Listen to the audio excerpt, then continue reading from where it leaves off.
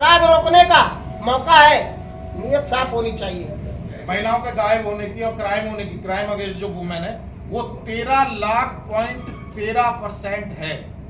मतलब 13.13 लाख महिलाएं, उनके साथ अब तक जो है गुमशुदगी की रिपोर्ट है पूरे देश के अंदर। ये बहुत बड़ा आंकड़ा है, छोटा आंकड़ा नहीं है। ठीक है, देश में रोजाना 246 लड़कियां और 1027 महिलाओं की गुमशुदगी की रिपोर्ट दर्ज हो रही है। जिम्मेदारी कौन लेगा उसकी? आए दिन सरकारें ये करती हैं, संस्थाएं बनी पड़ी हैं, वो लोग महिलाओं प्रधान और ये सब दिखाते हैं। मुझे तो कहीं ना कहीं वो ढकोसला नजर आता है। ठीक है, और जो लापता महिलाओं की संख्या है एफआईआर दर्ज की, वो इस प्रकार है। मैं अब आपको स्टेट वाइज बताने जा रहा हूँ कि कितनी महिला किस स्टेट में लापता।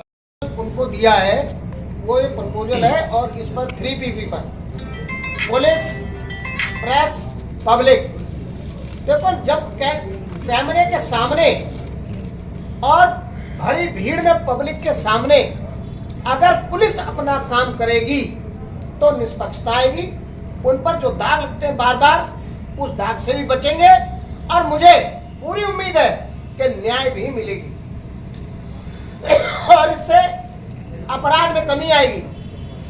जो अपराध बढ़ रहे हैं उनमें भय पैदा होगा अपराधियों में कि भाई ये जो बैठकें हो रही हैं, ये 3PP मॉडल पे ये लेंस के सामने हो रही हैं, ये छुपा भी नहीं सकते। जो ये अभी चलता है ना कि भाई वो कैमरे वाले को तो पता चला नहीं, पीछे से लेन देन हो गया और पीड़ित को दबा दिया गया।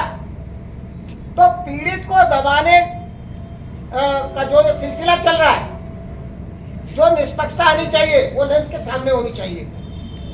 उनके यहाँ भी कैमरे लगे हुए हैं, कैमरे लगे हुए हैं, लेकिन लेन देन कहाँ होता है? कैमरे के पीछे होता है ना, लेन देन कैमरे के पीछे होता है। वर्दी में शब्द आगे नहीं है, लेकिन हम सबको कहते हैं कि पुलिस करप्ट है, पुलिस भ्रष्ट है। सब तो नहीं है ना, अच्छे लोग भी हैं। ये बिल्कुल क्लियर कॉन्सेप्ट है कि जब हम खुले दरबार में और खुले मनसा से, नियत से काम करेंगे तो काम होगा। आज अपराध लगातार इसीलिए बढ़ रहा है क्योंकि पुलिस का भय अपराधियों से खत्म हो चुका है। अब पूरे हरियाणा में क्यों नहीं सामने करते हो भाई? दिक्कत क्या है? 3PP कॉन्सेप्ट जब तुम पूरे देश प्रदेश देश में चलाना चाहते हो तो इसमें क्या दिक्कत है? चलाओ प्रेस के सामने, करो न्याय।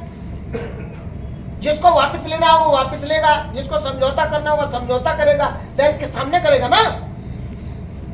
और जिस पर गंभीर अपराध है वो बच नहीं सकता। भाई आप आंकड़े भी पेश करो उन दिनों कि हमने हमारी इतनी FIR आई, इतने हमने कार्रवाई करी, इतने पकड़े गए, इतने प्रोसेस में, इतने को हमने कोर्ट भेज दिया, इतने को हमने जेल भेज दिया। बहादुरी दिखाने का मौका है, नियत साफ होनी चाहिए। अपराध नियत साफ नहीं है।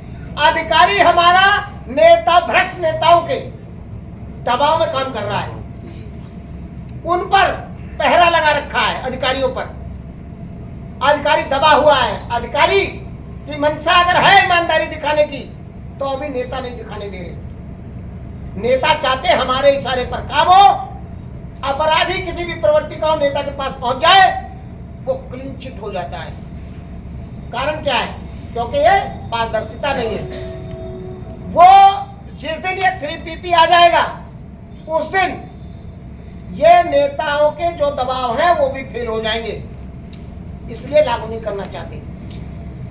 लेकिन हम कोशिश करेंगे, हम इस लड़ाई को लड़ेंगे। 3PP कहीं हो या ना हो, लेकिन फरीदाबाद में लागू करा के रहेंगे।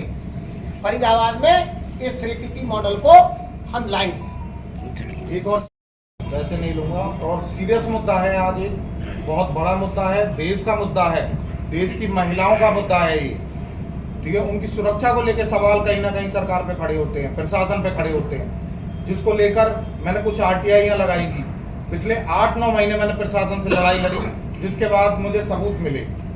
सबसे पहली बात आपने देखा होगा 26 जनवरी को जो परेड निकाली गई थी वो महिला प्रधान थी। हमारे जो स्लोगन आप देखेंगे बेटी बचाओ बेटी पढ़ाओ, ये सब कहीं ना कहीं मुझे किताबी नजर आए और कुछ ऐसे हादसे मेरे साथ भी हुए परिवार में जो मुझे देखना पड़ा कि मुझे जब मैं अंदर गया थानों में कोर्ट में तो मुझे एहसास हुआ कि महिलाओं की स्थिति इस समय ठीक नहीं है, जिसको लेकर मैंने 14 सितंबर 2023 को पुलिस आयुक्त महिलाओं से संबंधित क्राइम अगेंस्ट वुमेन पर आरटीआई लगाई, जिसमें जिले के सभी थाने, चाहे वो फरीदाबाद हो चाहे वो पलवल हो, ठीक है, उनके ऊपर मैंने गुमशुदा महिलाओं की, दहेज उत्पीड़न की, घरेलू हिंसा की, बलात्कार की घटना की और अब तक के आईपीसी जो 1860 अधिनियम है उसके तहत केसों की धारा जो 376 हटाते हैं ये लोग, जो पुलिस प्रशासन ने अपने ऊपर पावर रखी हुई है, कितनों को हटाया गया ये मैंने जानकारी लेनी चाहिए।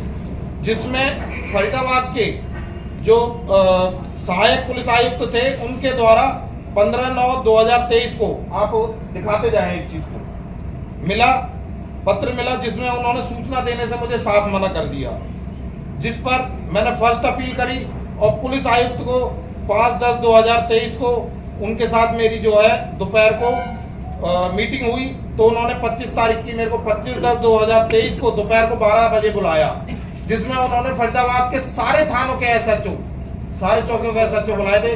वो उनसे कह रहे थे कि भाई जैसे ही मुझे बुलाया जो भी उनकी बात चल रही थी वो मुझे नहीं पता, काफी चिल्लम चिल्ली चल रही थी वहां पे कि भाई साहब क्या पुलिस प्रशासन आपको खाली दिखाई देता है।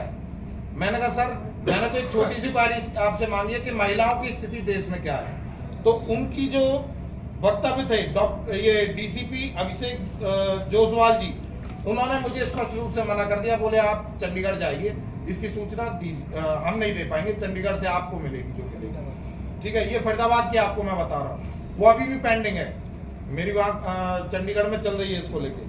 फिर मैंने पलवल की जो पुलिस थी उस पर मैंने लगाया, दिनांक 13/9/2023 को पलवल पुलिस अधीक्षक को सेम आरटीआई मैंने लगाई, सवालों सहित लगाई, परंतु जवाब नहीं मिला। जब मैंने फर्स्ट अपील की, जब भी फर्स्ट अपील करते हैं, आजकल आरटीआई इतनी कमजोर कर दी गई है, जब तक उनको जॉब के लिए एक तरह से फर्स्ट अपील में एक धारा होती है, धारा 20 के तहत, और उनकी कहीं ना कहीं जो सरकारी वो होता है कर्तव्य होता है, जब वो विमुख होते हैं उसके लिए उनके लिए लिखा जाता है। तब उन्होंने अंत में जाके एक लंबी लड़ाई के बाद पलवल जिले के अंतर्गत 12 पुलिस स्टेशनों की डिटेल मुझे प्रदान की गई, जो कि बहुत डराने वाली और क्राइम अगेंस्ट वुमेन पर जीरो टॉलरेंस की सरकार और पुलिस प्रशासन की नीति पर एक बड़ा काला धब्बा नजर आता है, ठीक है। सरकार की कथनी और करनी में जमीन आसमान का अंतर है, जो साफ दिखाई देता है। पलवल क्षेत्र के मैं अब आंकड़े आपको बताने जा रहा हूँ। बंधुओं, मैं आप सबका तहे दिल से अति धन्यवादी हूँ, क्योंकि आज ही नहीं जब जब भी आवाज़ उठाने की ज़रूरत पड़ी है प्रशासन के खिलाफ या शासन के खिलाफ, आप लोगों ने बखूबी उस बात को निभाया और हमें उस बात के लिए आग्रह किया है कि आप आगे आओ, हम आपकी आवाज़ पहुँचाएंगे और आपने आवाज़ पहुँचाई है, इसलिए मैं आपका धन्यवाद